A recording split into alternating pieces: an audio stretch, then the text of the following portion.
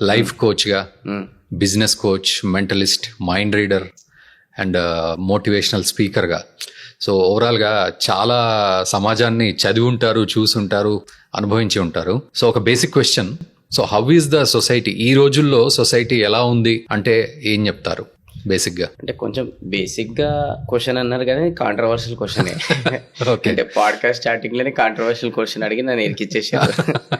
But మళ్ళీ కూడా నా పాయింట్ ఆఫ్ వ్యూ అనేది చెప్తాను. అంటే సి యాజ్ యుగాలు ఏవైతే గడిచిన కొద్దీ మరి ఆ మట్టిలో ఉందో మరి ఆ నేచర్లో ఉంది ఏందో కానీ మైండ్ సెట్లు అనేది చాలా చేంజ్ అయిపోతున్నాయి అనమాట. అంటే ప్రస్తుతానికి కలియుగం అని అంటాం కదా, అది మామూలుగా లేదు. మొత్తం కమర్షియల్ మెంటాలిటీస్ అయిపోయినాయి అనమాట. అంటే వీళ్ళతో ఫ్రెండ్స్ చేస్తే నాకేం లాభం, వాళ్ళతో ఫ్రెండ్స్ చేస్తే నాకేం లాభం, ఇతనితో మాట్లాడితే నాకేం లాభం, అతనితో మాట్లాడితే నాకేం లాభం, ఎవరిని ఎట్లా వాడుకోవాలి అని చెప్పి మొత్తం ఇదే కల్చర్, ఇదే ట్రెండ్ అని నడుస్తుంది. అట్లా అని చెప్పి అందరూ అట్లా ఉంటారని నేను అనట్లేదు, బట్ మాక్సిమం ఈ ట్రెండ్ అనేది నడుస్తుంది అనమాట ప్రస్తుతానికి సొసైటీ. సో సొసైటీలో సాటి మనిషికి నేను ఎట్లా సహాయపడగలుగుతాను, సాటి మనిషికి నేను ఎట్లా హెల్ప్ చేయగలుగుతాను అనేది లేదు. What ever it may be, end of the day వీళ్ళని నేను ఎట్లా వాడుకోవాలి అని చెప్పేసి అనేది ఉందన్నమాట. ఓకే, ఈ వాల్యూ యాడింగ్ అనేది చాలా తగ్గిపోయింది అనమాట. బాటర్ సిస్టమ్ అనే ఒకప్పుడు ఉంటుండే. అంటే ఫర్ అన్ ఎగ్జాంపుల్, ఒకరి దగ్గర పప్పు ఉంటే ఇంట్లో, మీ దగ్గర బియ్యం ఉంది అనుకోండి, ఎక్స్చేంజ్ చేసుకుంటుండే ఎవరి దగ్గర వెళ్ళు.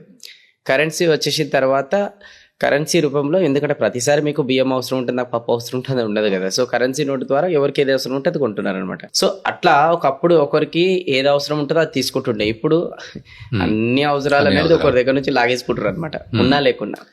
సో ఆ మార్పు అనేది రావాలి సొసైటీలో. ఆ మార్పు ఎలా వస్తుంది అని అంటే, చూడండి, ఫ్యాక్ట్ మాట్లాడుకున్నాలంటే మనకి అలాంటి అమ్మమ్మలు, తాతమ్మలు, ఓకే వాట్ ఎవర్ అట్లాంటి అమ్మమ్మ తాతయ్యలో ఎవరైతే ఉన్నారో అలాంటి వాళ్ళతోని మనకి ఆ కల్చర్లో మంచి పెరిగినాం కాబట్టి, విలేజ్ కల్చర్లో కూడా మనం చాలా పెరిగినాం కాబట్టి అవన్నీ కూడా మనకు తెలిసినాయి. ఆ ఎథిక్స్ అనేది మనం మెయింటైన్ చేసుకుంటూ వచ్చినాం. ఇప్పుడున్న ట్రెండ్ ప్రకారం అర్బన్ ఏదైతే ప్లేసెస్లో ఉంటున్నారో పోయింది అదంతా. ఎందుకంటే ఆ అమ్మమ్మలు, తాతయ్యలు ఎవరైతే ఉన్నారో ఎవరు కూడా అంత టైం అనేది స్పెండ్ చేస్తలేరు, రైట్? ఎందుకంటే పేరెంట్స్ బిజీ అయిపోయారు, వాళ్ళు బిజీ అయిపోయారు, అందరు బిజీ అయిపోయారు. ఇంకా అన్నిటికన్నా ముఖ్యం పిల్లలు కూడా బిజీ అయిపోయారు. సో అట్లాంటప్పుడు ఎవరికి ఇక్కడ అట్లాంటి ఎన్విరాన్మెంట్ దొరకట్లేదు దట్ నైతికల విలువ గురించి మాట్లాడడానికి, మోరల్ స్టోరీస్ అనేది మాట్లాడడానికి. ఎందుకంటే అప్పట్లో ప్రతి స్టోరీలో ఒక మోరల్ ఉంటుండే. ఆ మోరల్ మనకి లైఫ్ లో పోతుంటే చాలా ఇంపాక్ట్ పడ్డది, చాలా ఉపయోగపడ్డది. బట్ ఇప్పుడు అది లేదు. సో అందుకోసమే ఇట్లాంటి కల్చర్, ఎన్విరాన్మెంట్, ఆ పెరిగిన వాతావరణం అదంతా కూడా చాలా మటుకు ఇప్పుడు ఉన్న జనరేషన్కి దొరకట్లేదు. అందుకోసం ఇది ఏమైపోయిందనంటే కమర్షియల్ మెంటాలిటీస్ అనేది ఎక్కువైపోయినాయి అనమాట. సో దీనికి మరి ఏంటి రూట్ కాజ్కి సొల్యూషన్ అని అంటే సింపుల్ ఒకటే, మూవీస్ కూడా అలాంటివి రావాలి, ఏవైతే నైతిక విలువలతో కూడుకున్న మూవీస్, ఆ నలుగురు అట్లాంటి కొన్ని మూవీస్ మాత్రమే వచ్చినాయి అవి.